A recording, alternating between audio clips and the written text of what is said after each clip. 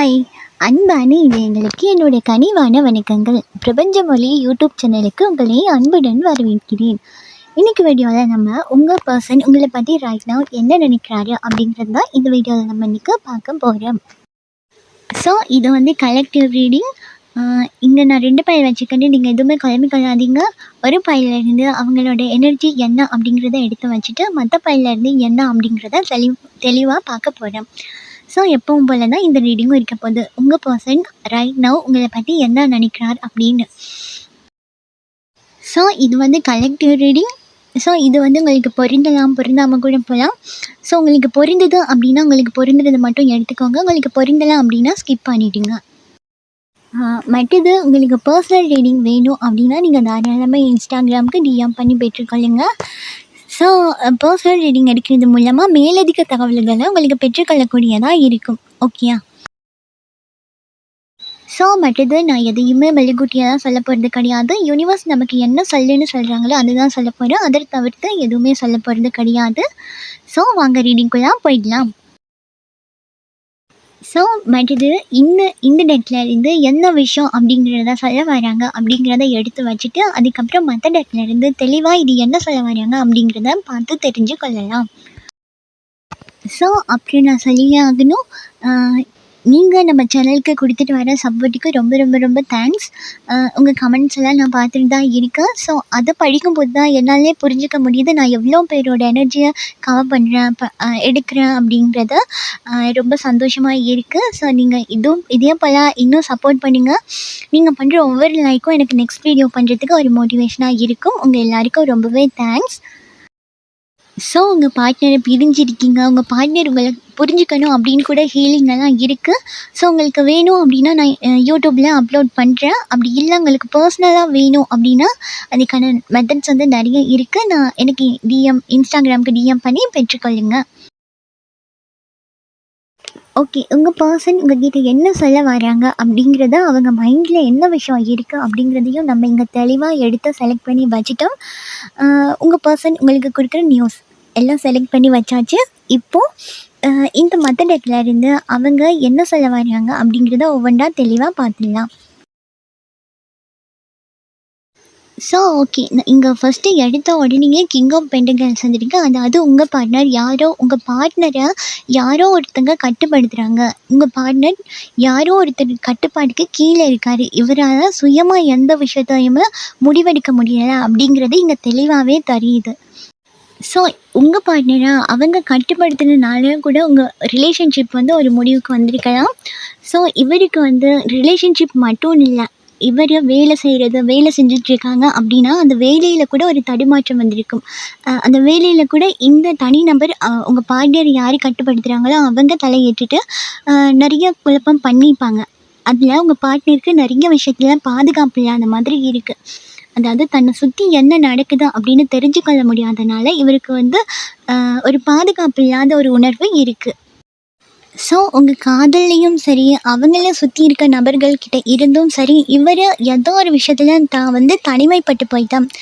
நம்மளை சுற்றி யாருமே கிடையாது, இந்த பர்சன் நம்மளை தனிமைப்படுத்துகிறாங்க அப்படிங்கிறது ஒரு சிலருக்கு வந்து தெரிஞ்சிருக்கும். ஒரு சிலருக்கு வந்து யார் நம்மளை கட்டுப்படுத்துகிறாங்க அப்படிங்கிற விஷயமே தெரில.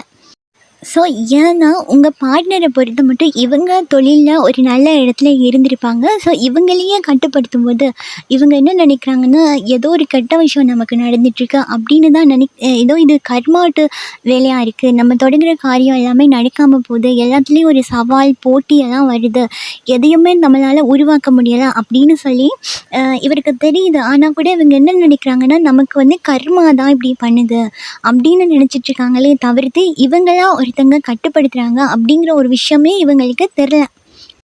ஸோ இவங்க கூட நிறைய முயற்சி பண்ணுறாங்க தன்னை சுற்றி நடந்துகிட்ருக்க இந்த விஷயத்த ஸ்டாப் பண்ண, இதுலேருந்து வெளியே வர்றதுக்கு என்னதான் ஒரு விஷயம் பண்ணி இதுலேருந்து மூவ் ஆகி வெளியே வரலாம் அப்படின்னு நினச்சா கூட திரும்பவும் அதுக்குள்ளேயே போய்ட்டு சிக்கிக்கிறாங்க. ஏன்னா இவங்களுக்கு தெரில ஒருத்தர் வந்து தன்னை கட்டுப்படுத்தி மைண்ட் வாஷ் பண்ணி வச்சுக்காங்க அப்படிங்கிற விஷயம் அவங்களுக்கு புரியாதனால கூட இவங்க இப்படி ரியாக்ட் பண்ணிட்டு இருக்கலாம். ஸோ அது ஏன் அப்படிங்கிறத பார்க்கலாம். ஸோ நான் இங்கே சொன்னேன்ல இவங்க யாரோ ஒருத்தங்க கட்டுப்படுத்துகிறாங்க அப்படின்னு சொல்லி, அதே போல் தான் கன்ஃபார்ம் பண்ணுற விதத்துல தான் வந்திருக்கு 3 ஆஃப் பென்டகல்ஸ். அப்படி பார்க்கும்போது இவங்கள கட்டுப்படுத்துறவங்க தூரம்லாம் கிடையாது. இவங்கள சுத்தி இருக்க நபராவே இருக்கும். இவங்க கூடயே இருக்கிற நபர் தான் இவங்கள கட்டுப்படுத்திட்டு இருக்காங்க. சரி, ஓகே. இத பார்க்கும்போது என்ன தெரியுது அப்டின்னா, இதில வந்து தேர்ட் பார்ட்டி வந்து இருக்காங்க. மேபி இந்த தேர்ட் பார்ட்டி வந்து ஒரு சிலருக்கு அவங்களோட அம்மாவா இருக்கலாம்.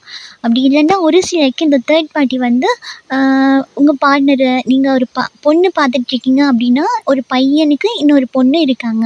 அதே மாதிரி நீங்க ஒரு பையன் பார்த்துட்ருக்கீங்கன்னா, உங்க உங்க உங்க கேர்ளுக்கு இன்னொரு பையன். ஓகே. அவங்க தான் அந்த தேர்ட் பார்ட்டி. உங்களுக்கு புரிஞ்சுற மாதிரி எடுத்துக்கோங்க. அவங்க உங்க நபருக்கு, உங்க பெர்சனுக்கு ஏதாவது பிளாக் மேஜிக் கூட பண்ணிக்கலாம்.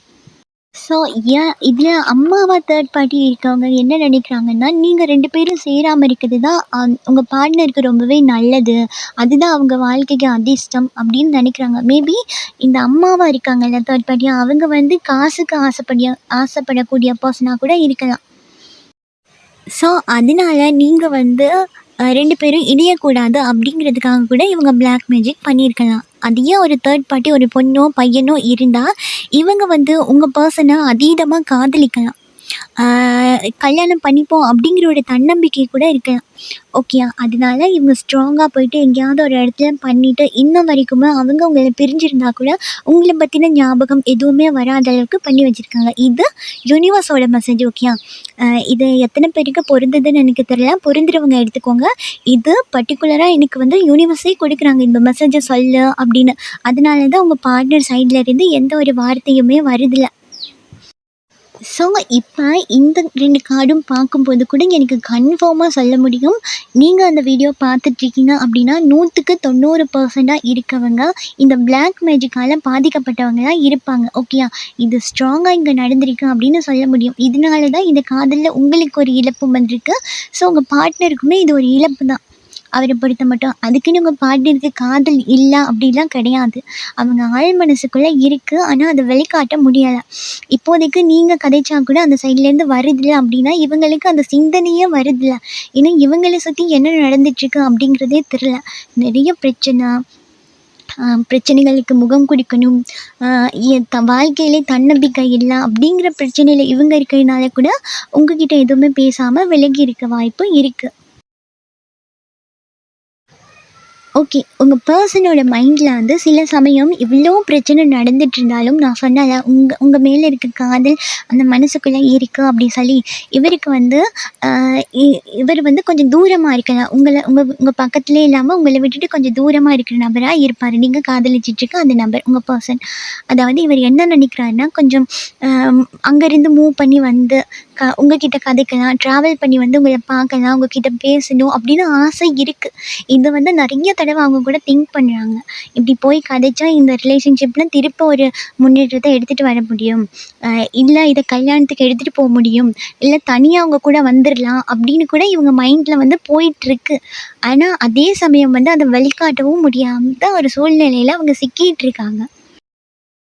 ஏன்னா, இங்க ஒரு சிலரோட பார்ட்னருக்கு வந்து தனக்கு பிளாக் மேஜிக் பண்ணியிருக்கதும், இந்த பொண்ணோ, பையனோ தான் பின்னாடி ஏன் வர்றாங்க? அப்படிங்கிற ஒரு சிந்தனை கூட இருந்திருக்கும். அத கூட யோசிச்சு பார்க்குறாங்க. இது ஏன் இப்படி நடக்குது? இப்படி நடக்கக்கூடாதே அப்படின்னு. அதனால கூட அந்த இடத்துல இருந்து ட்ராவல் பண்ணி வந்து உங்கள்ட்ட கதைக்கணும், நேருக்கு நேரா கதைக்கணும் அப்படின்னு தான் ஆசைப்படுறாங்க. இது ஃபோன் கால்ல கதைக்கிறதோ, இல்ல ஒரு நியூஸ் அனுப்புறதோ எனக்கு அப்படி தெரில. அவங்களே வந்து உங்ககிட்ட கதைக்கணும் அப்படின்னு ஆசைப்படுற மாதிரி தான் இருக்கு. அ ஏன் அப்டின்னா, இந்த வீடியோ பார்த்துட்டுருக்க நீங்க இல்லன்னா உங்க பார்ட்னர் வந்து ரொம்பவுமே அழகான நபரா இருக்கிறதுக்கான வாய்ப்பு ரொம்ப அதிகமாவே இருக்கு. அதனால தான் இந்த தேர்ட் பார்ட்டி வந்து ரொம்ப அட்ராக்ட் ஆகுறாங்க. ஸோ, இந்த தேர்ட் பார்ட்டி பக்கத்திலேயே இருக்கிறதுனால, இவங்க பக்கத்திலேயே உங்க பெர்சன் பக்கத்திலேயே இருக்கிறதுனால தான் இவங்களால எந்த மூவ்மெண்ட்டும் குடுக்க முடியல. நீங்களா போய் பேசினாலும் அதை கதைச்சு பிரச்சனை ஆக்குறதுக்கு நெறைய வாய்ப்பு இருக்கு.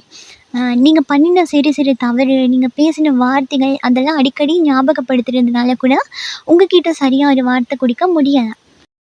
ஸோ அவங்க உங்களை தேடி மூவ் ஆன் பண்ணி வரணும் அப்படின்னு சொல்லும்போதே சாரியட் கார்டு வந்திருக்கு அப்படின்னா, இதுக்கப்புறம் நான் யாருக்காகவும் பொறுமையாக இருக்க போகிறது கிடையாது. வந்தே ஆகணும், பேசியே ஆகணும் அப்படிங்கிறது. ஏன்னா இவருக்கு நிறைய இருக்குது, இவருக்கோ அந்த மைண்டில் வந்து நிறைய கதைக்கணும் அப்படின்னு ஆசை இருக்குது. அதனால கூட இதுக்கு மேலே பொறுத்து கொள்ள முடியாது, உடனே வந்து கதைக்கணும் அப்படின்னு கூட உங்கள் பர்சன் வந்து மனசில் ரொம்ப அதிகமாகவே இருக்கிறதுனால அவங்க வேகமாக உங்ககிட்ட வந்து கதைக்கிறதுக்கான வாய்ப்பு 100% இருக்குது. ஓகே. இங்கே ஒரு சிலரோட பார்ட்னருக்கு வந்து மூவ் ஆன் ஆகி வர முடியாது. ஓகே. ஏன்னா அவரை சுற்றியும் நிறைய பிரச்சனை போயிட்டுருக்கு. அதுக்குன்னு உங்ககிட்ட பேசாமலும் இருக்க முடியாது. அதனால மேபி அந்த சைட்லேருந்து ஏதாவது ஒரு தூதுவர் இல்லை நியூஸ் கொண்டுட்டு யாராவது அவங்க ஃப்ரெண்ட்ஸோ யாராவது ஒருத்தர் அவரை பற்றின நியூஸ் உங்ககிட்ட எடுத்துகிட்டு வந்து கொடுக்கறதுக்கான வாய்ப்பு ரொம்ப அதிகமாகவே இருக்குது. ஏன்னா நீங்களுமே யோசிக்கிறீங்க, உங்கள் பார்ட்னர் வந்து இப்படி கதைக்காமல் இருக்க ஆள் கிடையாது, இவங்க இவ்வளோ அமைதியாக தன்னிட்ட இப்படி பேசாமல் இருக்கவங்கலாம் கிடையாது அப்படிங்கிறது வந்து உங்களுக்கே பெரிய ஒரு சுமையாக இருக்குது. அதை நினைக்கும் போதெல்லாம் உங்களுக்கே பெரிய ஒரு சுமையை சுமக்கிற மாதிரி இருக்குது, ஃபீல் ஆகுது. அதே போல் தான் அவங்களுக்கும் அவங்க மைண்டில் இருக்கிறத உங்ககிட்ட சொல்ல முடியாமல் தவிக்கிறது அவங்களுக்கு ரொம்பவே ஒரு பெயினாக இருக்குது, ஒரு சுமையாக இருக்குது. எப்படியாவது இதை போய் சொல்லிடணுமே, நீங்களும் இந்த சைட்லேருந்து தவிக்கிற மாதிரி எனக்கு தெரியுது. ஸோ அதையும் போல் உங்கள் பார்ட்னர் ரொம்ப அதிகமாக தவிக்கிற மாதிரி தெரியுது. ஸோ மற்றது இங்கே ஒரு சிலரோட பார்ட்னருக்கு வந்து என்னதான் தேர்ட் பார்ட்டின்னு ஒருத்தங்க இருந்தாலும் அவங்க கண்ட்ரோல் பண்ணினாலும் வந்து பேசணுன்னு இவங்களுக்கே ரொம்ப ஆசை இருக்குன்னு சொன்னாங்க. ஸோ அப்படி இருந்தால் கூட ஆனால் நீங்கள் பண்ணினா ஏதோ ஒரு தப்பு இவங்களை வந்து ஒரு மூமெண்ட் காட்ட விடாமல் ரொம்ப கட்டுக்குள்ள வச்சிடுது. வேண்டாமே, இது திரும்ப வந்தால் ஒரு இன்னும் கஷ்டமாகிடும், என் மனசில் இருக்கிறது சொல்லப்போனால் திரும்பவும் கஷ்டம் வந்துடும் அப்படின்னு கூட நீங்கள் சொன்ன ஏதோ ஒரு சண்டையோ ஏதோ ஒரு வார்த்தையோ உங்கள் சைட்லேருந்து சொல்லியிருப்பீங்க.